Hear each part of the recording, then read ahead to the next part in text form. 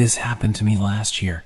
I haven't used Snapchat ever again after this incident, and my advice to all the people using it is to take caution and find out everything about the privacy settings with the app, unless you want the possibility of what happened to me. I've become obsessed with the fire streak that appears when you send snaps to someone on a daily basis on Snapchat, and my obsession was such that I'd started sending snaps to complete strangers just because I wanted to have the longest streak number on my phone. I had several people for these streaks and knew none of them. One day, got a request by a person called SnapFreak666, and being the unassuming Snapchat obsessive, didn't think twice before accepting. SnapFreak666 was on my Snapchat list for 364 days, and they were among the topmost streaks on my list by this point. All I ever did was send random pictures to this person. It could be the picture of my room, my partial reflection in the mirror, or the outside of my house. I would pretty much always just send pictures of my surroundings because taking a random shot was easier. I'd gotten used to sending pictures of outside my house as well. My room window was always open, whether it was day or night, as our house had a large front area and a gate as an entrance. My window had a net, which I kept shut. Other than that, anyone could see inside my room, although the angle was such that it would be very difficult for someone to peek in from outside. On this night, SnapFreak666 sent me a number 365 decorated in order to celebrate a year worth of snaps to each other. Feeling appreciative myself, I congratulated back. This was my first ever direct message to this person. I then got a reply from them. Congrats to you as well. You're my most streak person, too. I was a bit too proud of my streak history, and informed SnapFreak666 that I had another friend with whom I'd already hit the 500 mark. I got their reply, which brought a worried crease to my forehead. That's not f***ing funny. Thinking this person's idea for a joke was dark humor, I ignored the message, not having any inclination to ever message back and only stick to sending snaps.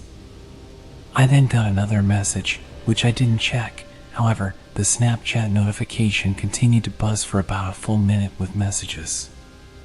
I was taken too much by surprise and opened the chat box. Am I a joke to you?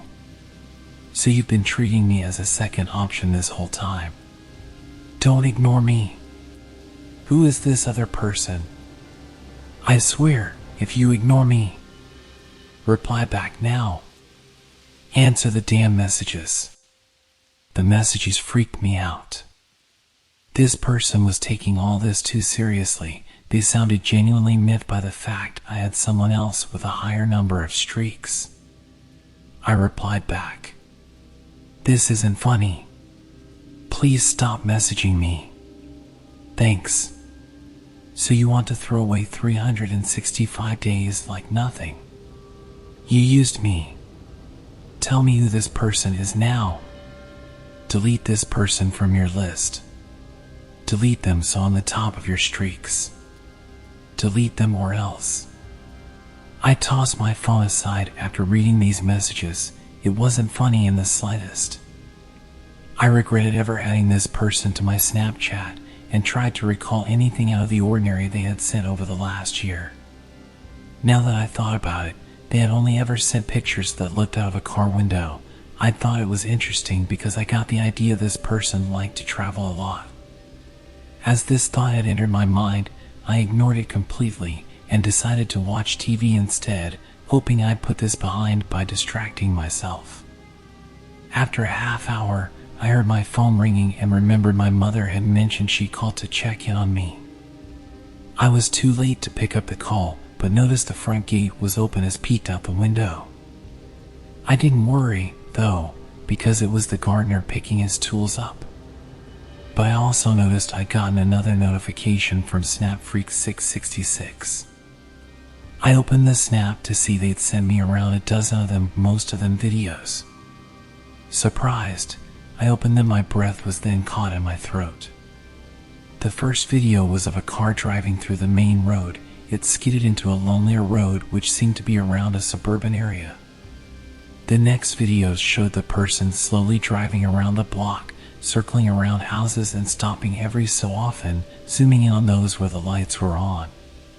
My hands were trembling by the time the next video showed the person leaving the car and making their way on road by foot. They reached a house and stopped. The camera shifted up to show the gate. Enormous relief flooded in me as I saw the house was nothing like mine. It was just a failed attempt at scaring me. However, there was a message at the end. Show me you've deleted that person from your list, because I'll find you and delete it myself. I didn't respond and called my parents to come home as soon as they could. They were around 2 hours away, so they told me to call the patrolling guard in the neighborhood to keep me company until they arrived. The bell rang, and I sprang up to let the guard in through the gate. He wasn't there. Instead, I saw a box next to the gate. It was decorated like for a special occasion, and when I picked it up, I got the unmistakable scent of frosted icing. I opened the box to find a birthday cake on top of which rested 3 candles, 365. The box fell out of my hands. I was alone out here. If that person was here, I was exposed to them. On instinct, I ran back inside and sealed the gate. My first thought was to call my parents again and needed to call them from my phone, which I'd left in the room. I reached the front door, but before I could get in, I saw a phone on the front door mat. What terrified me was the fact that it wasn't my phone. I picked it up to see the picture of a person sitting somewhere. The picture was dim, so I had to brighten the screen. I almost dropped the phone in horror as I saw myself sitting on my bed. It was a picture of me. Someone had taken it from outside my bedroom window. In the photo, I was looking down on my phone, too distracted to see the person who had snapped it. I backed away in fear, not realizing I was heading toward the gate I just barred shut. But I was too scared to go back to the front door. I had the worst feeling that person was somewhere around there. The only idea that came to my mind was to run back to the window and climb in through that way. I slowly traipsed back to the front of the house and reached the window. I could see my room inside. As I was about to open the window net, the phone in my hand buzzed the familiar Snapchat tune. A notification had never petrified as this, because the name of the sender belonged to me. I brought my trembling thumb to open the chat and saw a single message. I told you I'd find you. A shadow fell over my face as I read this message and realized the light that had been falling onto me from inside the room through the window net was blocked. I raised my head, knowing what I would see would be one of my greatest fears. I was right. There was a man standing in there. We were only separated by the window net that between us. I stood deadly still as the man raised a hand, in which I saw my phone, and waved his fingers playfully at me. My shriek of terror was stuck in my throat, and it refused to let out as the man brought a knife to his lips, which were curled ever so slightly upwards in a twisted sense of satisfaction, and typed a message with his other hand. I looked down at the phone. Shush. I didn't dare move. The reflection of the light on the shining knife cut through my eyes. The man pressed the knife so tightly to his lips, it was as if he wanted to pierce them to taste the blood that would spill out. He turned my phone screen toward me, and I saw him press the name belonging to my friend, the number 500 accompanying the fire streak on it. Within the next couple seconds, he deleted my friend's name, leaving Snapfreak 666 365 number as the highest streak level.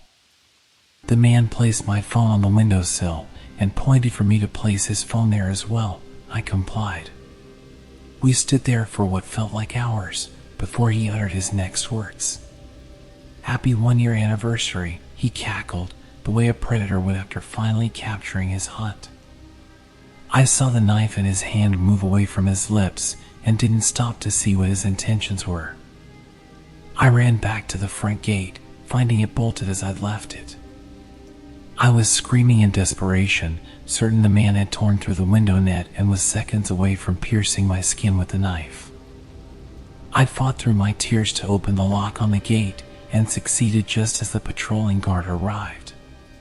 He was armed, and I ran behind his frame for cover. The guard moved in and I heard the loud sound of a gunshot. For one mind-numbing minute, I feared the worst, but then peeked inside to find him holding the intruder at gunpoint. The man's arm had been grazed by the bullet. The guard instructed me to call the police, and thankfully they arrived in just a few minutes. Chillingly, the intruder never tried to fight or even argue. He just laughed, telling me he would always be at the top of my Snapchat streak list. Once he was taken away and I was safe, I was told by the police that similar cases were known to have happened, and that there was evidently a feature in Snapchat that showed your location to the people in your list. The intruder, or SnapFreak666, had mapped out my house's location and knew the interior because of all the pictures I'd sent over the last year. He'd sneaked in when the gardener had opened the gate and entered the room from the window, which only had a net to separate the inside from the outside. Since this ordeal, I've gotten a proper window seal. I've also started taking extra precautions to my safety and am always vigilant. My friend was disappointed when I ended our Snapchat streak at 500 days, even more so when I refused to ever use Snapchat again at all. All I know is that I'll always be careful with my phone and social media from now. Needless to say, I barely ever use either anymore.